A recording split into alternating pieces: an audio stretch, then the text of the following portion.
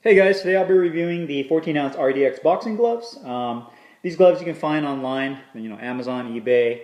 A lot of online retailers have these gloves. I believe RDX is an actual UK company. Not too sure as far as where they're made. I'm assuming these are probably either made in Pakistan or China, like a lot of the mass-produced gloves. But they're actually really nice for the price point. They run anywhere from I think 40 to 50 bucks online.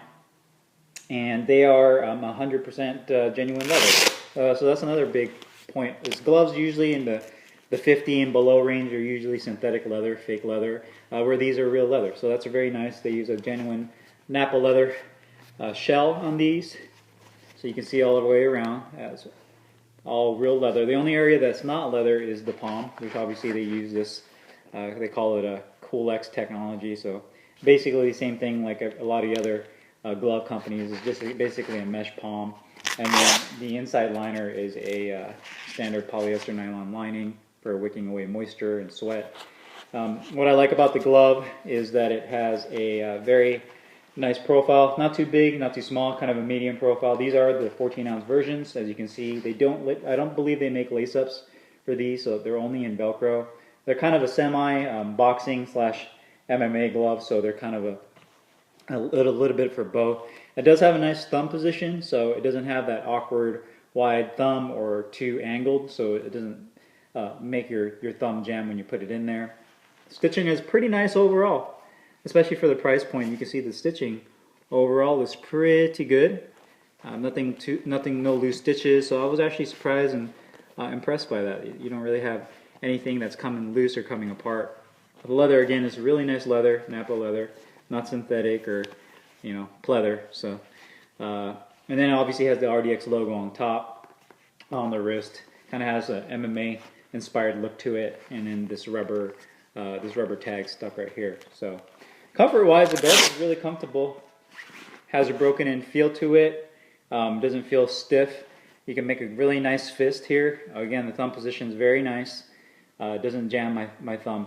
And the only other downside I would say is that on the inside where you put your fingers right here, it has a seam right there, similar to this seam right here.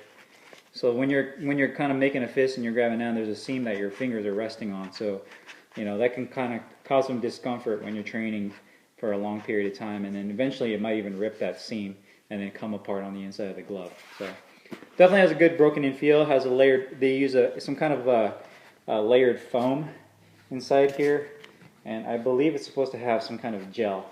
If it doesn't feel like it has gel though, because typically when I've used some gel gloves before, they're heavy, they're pretty top heavy, where these are pretty balanced. So you can see weight wise it's distributed pretty evenly through the glove.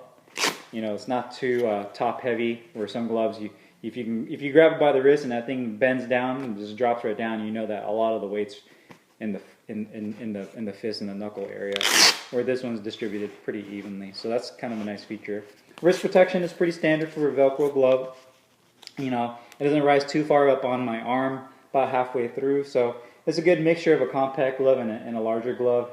I would definitely compare these to the fighting sport gloves that you see that Untitled Boxing sells. So, but a little bit cheaper. So for a glove in this price range, it's probably one of the best I've seen for a $40 to $50 glove, especially because it comes in genuine leather. So if you guys have any questions regarding this glove, feel free to reach out. Thanks again for watching.